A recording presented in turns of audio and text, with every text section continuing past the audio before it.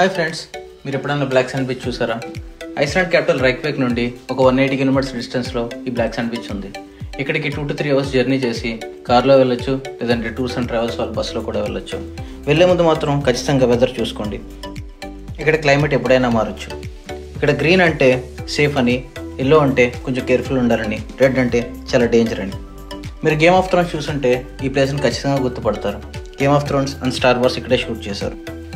ఇక్కడ వేవ్స్ మాత్రం చాలా డేంజర్, సడన్గా అటాక్ చేస్తాయి. వాటిని స్నీకర్ వేవ్స్ అని కూడా అంటారు. ఇక్కడ సమ్మర్లో మాత్రం ఒక స్పెషల్ బర్డ్ పఫిన్స్ అని కనపడుతుంటాయి. అలాగే ఇక్కడ గాలి చలి చాలా ఎక్కువ.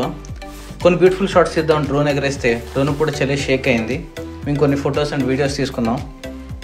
ఇక్కడ బ్లాక్ శాండ్ ఒక ఏన్షియంట్ వాల్కనో లావా నుండి ఫామ్ అయింది. అలాగే మీరు ఇక్కడికి వస్తే రాక్ ఫార్మేషన్స్ కూడా చూడొచ్చు. మీరు కనుక ఐస్లాండ్ క్యాపిటల్ రైక్వేక్ దగ్గరలో ఉంటే ఈ ప్లేస్ మాత్రం ఖచ్చితంగా చూడండి, మిస్ అవ్వద్దు.